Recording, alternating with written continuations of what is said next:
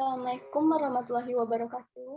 Kami dari kelompok 9 akan melakukan presentasi dengan anggota saya sendiri, PCF Franita, dengan NIM G1D1222107 dengan teman saya.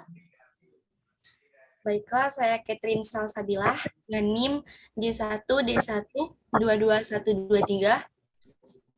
Saya Nia Kurniati dengan NIM G1D12217.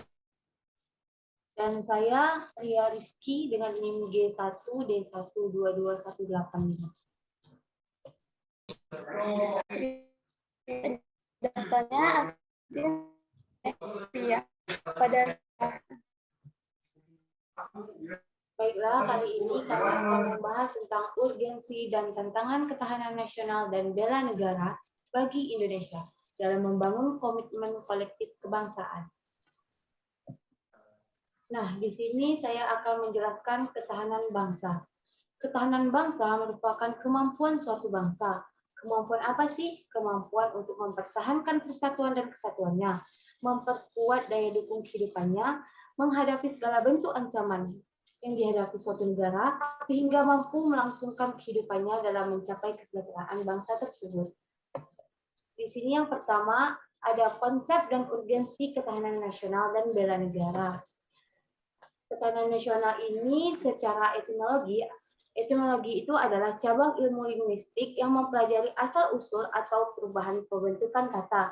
Kata nasional ini berasal dari kata tahan, yang seperti kita tahu, tahan itu adalah tabah, kuat, dapat menguasai diri, gigih, dan tidak mengenal menyerah. Sedangkan nasional ini berasal dari kata nation, yang berarti bangsa sebagai pengertian politik. Nah, bangsa dalam pengertian politik ini adalah persekutuan hidup dari orang-orang yang telah menegara. Menegara itu adalah menjadi bangsa suatu negara.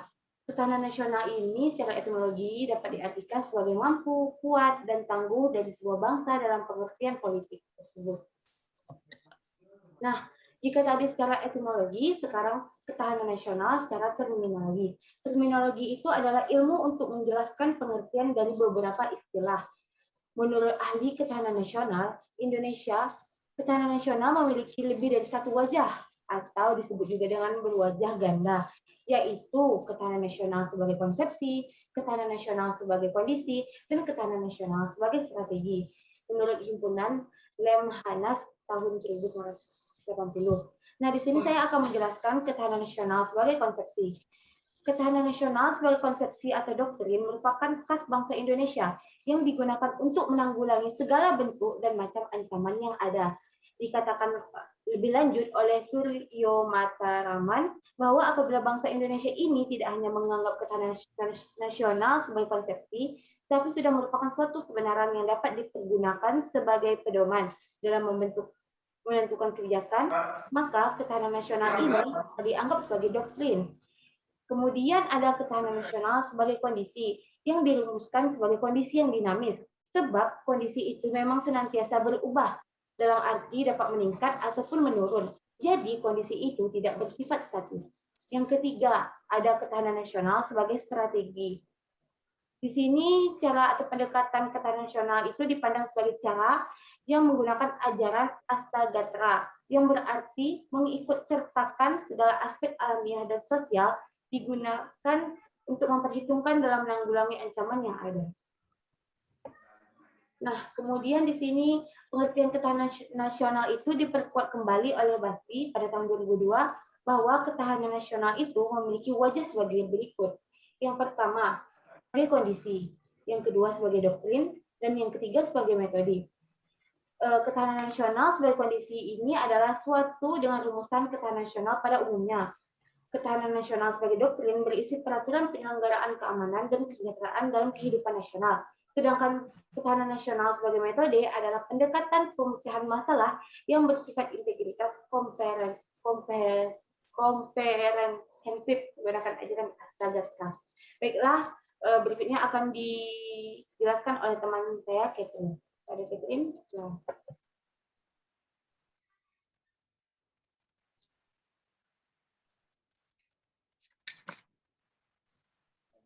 Maaf, Catherine. Mic-nya di-on dulu. Mohon maaf sebelumnya. Baik, saya akan menyampaikan materi mengenai dimensi dan ketahanan nasional berlapis. Konsep ketahanan nasional berlapis memiliki arti yaitu visi yang kokoh dan tangguh dari sebuah bangsa. Jika tidak dimulai dari ketahanan pada lapisan-lapisan di bawahnya. Terwujudnya ketahanan pada tingkat nasional atau ketahanan nasional bermula dari adanya ketahanan dari individu atau dari diri sendiri. Nah, ketahanan keluarga, lalu ketahanan wilayah, ketahanan regional, lalu berpuncak pada ketahanan nasional. Menurut Basri pada tahun 2002. Lalu, ketahanan nasional dapat digambarkan sebagai berikut, yaitu pada lapisan paling dalam terdapat ketahanan diri, yang merupakan pribadi atau kondisi dinamis penampilan seseorang yang memiliki keuletan, ketangguhan, dan kemampuan dalam mengembangkan kekuatan diri, menghadapi hambatan, dan gangguan yang datang dari luar dirinya, yang membahayakan integritas, identitas, dan eksistensi dirinya. Lalu, berikutnya terdapat ketahanan keluarga mencerminkan kecukupan dan kesinambungan akses keluarga terhadap pendapatan dan sumber daya agar mampu memenuhi kebutuhan dasarnya seperti pangan, air bersih, pelayanan kesehatan, pendidikan, perumahan, partisipasi di dalam masyarakat, dan integrasi sosial. Berikutnya, terdapat ketahanan wilayah. Ketahanan wilayah yaitu kondisi wilayah yang meliputi kehidupan yang terintegrasi, berisi keuletan dan ketangguhan, yang mengandung kemampuan mengembangkan kekuatan dalam menghadapi ancaman dan hambatan. Lalu selanjutnya ada ketahanan regional. Ketahanan regional merupakan penjabaran strategis dari geopolitik pada tingkat regional maupun subregional dalam menghadapi tantangan globalisasi dan pada bagian terluar yang mencakup semuanya yaitu terdapat ketahanan nasional. Berikutnya, next. Terdapat bela negara sebagai upaya mewujudkan ketahanan nasional. Pada istilah bela negara dapat kita temukan dalam rumusan pasal 23 dapat kita temukan dalam rumusan pasal 27 ayat 3. Menurut Undang-Undang Negara Republik Indonesia pada tahun 1945, menyatakan setiap warga negara berhak dan wajib ikut serta dalam upaya pembelaan negara.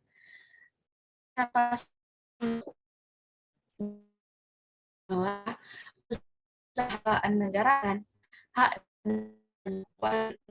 negara Indonesia. Next. Nah, selanjutnya terdapat menggali sumber historis, sosiologis, politik tentang ketahanan nasional dan bela negara. Tiga perkembangan konsepsi ketahanan nasional, yakni yang pertama ketahanan nasional konsepsi pada tahun 1968, lalu yang kedua ketahanan nasional konsepsi pada tahun 1969, dan ketahanan nasional konsepsi pada tahun 1972. Nah, menurut konsepsi pada tahun 1968 dan 1969, ketahanan adalah keuletan dan daya tahan. Berdasar konsepsi pada tahun 1972, ketahanan nasional merupakan suatu kondisi dinamik yang berisi keuletan dan ketangguhan. Jika dua konsepsi sebelumnya mengenal ipoleksom, yaitu ideologi, politik, ekonomi, sosial, militer, sebagai pancagatra. Nah, konsepsi tahun 1972 meluas dengan ketahanan nasional berdasarkan asas Gatra, yaitu 8 Gatra. Konsepsi terakhir ini merupakan penyempurnaannya menurut Haryo Mataraman dalam Panitia Lemhanas pada tahun 1980. Selanjutnya adalah membangun argumen tentang dinamika dan tantangan ketahanan nasional dan bela negara. Nah, ketahanan nasional di Indonesia akan selalu menghadapi aneka tantangan dan ancaman yang terus berubah, yaitu ketahanan nasional sebagai kondisi, salah satunya yaitu wajah TANAS, akan selalu menunjukkan dinamika sejalan dengan keadaan atau objektif yang ada di masyarakat kita. Sebagai kondisi, gambaran TANAS bisa berubah-ubah, kadang tinggi, kadang rendah. Berikutnya, materi selanjutnya akan disampaikan oleh rekan kita yang selanjutnya. Dipersilahkan.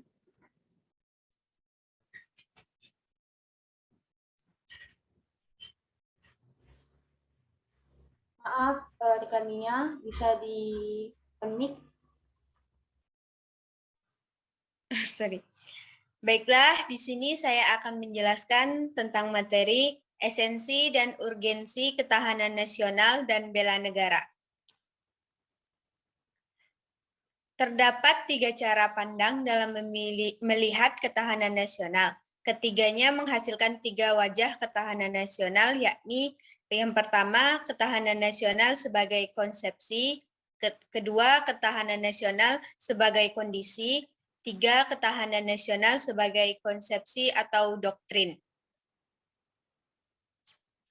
Nah, di sini juga terdapat unsur-unsur ketahanan nasional model Indonesia terdiri atas 8 unsur yang dinamakan Astagatra atau 8 gatra yang terdiri dari Trigatra atau 3 gatra alamiah dan Pancagatra atau 5 gatra sosial. 3 aspek kehidupan alamiah atau Trigatra yaitu yang pertama, gatra letak dan kedudukan geografi, 2, gatra keadaan dan kekayaan alam, 3, gatra keadaan dan kemampuan penduduk. 5 aspek kehidupan sosial atau pancagatra, yaitu yang pertama ada gatra ideologi, yang kedua ada gatra politik, yang ketiga ada gatra ekonomi, yang keempat ada gatra sosial budaya atau sosbud, yang kelima ada gatra pertahanan dan keamanan atau hankam. Nah, di sini juga ada rumusan kuantitatif tentang kondisi ketahanan suatu wilayah. Model ketahanan nasional dengan 8 gatra atau astagatra. Ini secara matematis dapat digambarkan sebagai berikut. Dari Sunardi 1997. KT sama dengan Trigatra, Pancagatra, T atau sama dengan G, D, A, I, P, E, S, H, T. Selanjutnya. Nah, keterangan dari KT itu adalah kondisi ketahanan nasional yang dinamis, G itu adalah kondisi geografi, D adalah kondisi demografi, A itu kondisi kekayaan alam, dan I kondisi sistem ideologi, V kondisi sistem politik, dan E kondisi sistem ekonomi, S kondisi sistem sosial budaya, dan H kondisi sistem hankam, dan F fungsi dalam pengertian matematis, dan yang terakhir T atau dimensi waktu. Slide selanjutnya akan dijelaskan oleh teman kita Cia. Kepada Cia saya persilahkan. Terima kasih, dan saya akan menjelaskan tentang esensi dan urgensi bela negara. Esensi dan urgensi bela negara terhadap hubungan antara ketahanan nasional dengan pembelaan negara atau bela negara. Bela negara merupakan perwujudan warga negara dalam upaya mempertahankan dan meningkatkan ketahanan nasional bangsa Indonesia. Bela negara secara fisik. Menurut Undang-Undang Nomor 3 Tahun 2002 tentang Pertahanan Negara, keikutsertaan warga negara dalam bela negara secara fisik dapat dilakukan dengan menjadikan anggota Tentara Nasional Indonesia dan pelatihan dasar kemiliteran. Rakyat terlatih terdiri dari berbagai unsur seperti resimen mahasiswa, perlawanan rakyat, pertahanan sipil, mitra Babinsa, organisasi kemasyarakatan pemuda. Rakyat terlatih mempunyai 4 fungsi, yaitu ketertiban umum, perlindungan masyarakat, keamanan rakyat, dan perlawanan rakyat. Selanjutnya, B. Bela negara secara non-fisik menurut Undang-Undang Nomor 3 Tahun 2002 tentang pertahanan negara, keikutsertaan warga negara dalam bela negara secara non-fisik dapat diselenggarakan melalui pendidikan kewarganegaraan dan pengabdian sesuai dengan profesi dan cinta tanah air. Maka ketertiban warga negara dalam bela negara non-fisik bentuk sepanjang masa dan segala situasi. Misalnya dengan cara meningkatkan kesadaran berbangsa dan bernegara, menghayati demokrasi dengan menghargai perbedaan pendapat dan tidak memaksakan kehendak, menanam kecintaan terhadap tanah air melalui pengabdian yang tulus kepada masyarakat. 2. Berperan aktif dalam memajukan bangsa dan negara dan berkarya nyata, bukan retorika. 3. Sadaran dan kepatuhan terhadap hukum, undang-undang, dan menjunjung tinggi hak asasi manusia. Selanjutnya, bentuk sepanjang masa dan dalam segala situasi, misalnya dengan membayar pajak dan retribusi yang berfungsi sebagai sumber pembiayaan negara untuk melaksanakan pembangunan, fasilitas, dan infrastruktur, subsidi, pangan dan BBM, transportasi massal, pelayanan kesehatan, pendidikan, pertahanan dan keamanan, penegakan hukum, dan kelestarian lingkungan hidup. Selanjutnya, bisa kita lihat dari penjelasan tersebut, perbedaan bela negara secara fisik diantaranya dengan cara perjuangan mengangkat senjata apabila ada serangan dari negara asing terhadap kedaulatan bangsa.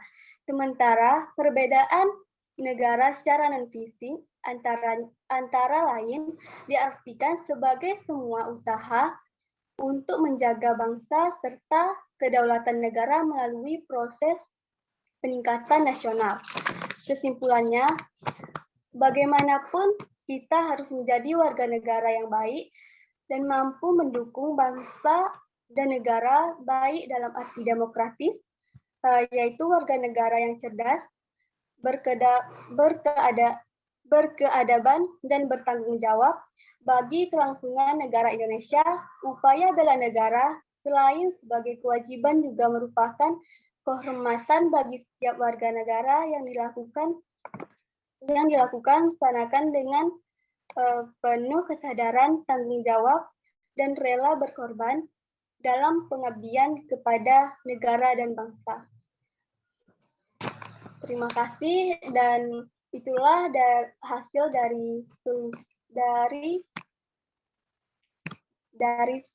dari presentasi kami. Saya tutup. Wassalamualaikum warahmatullahi wabarakatuh.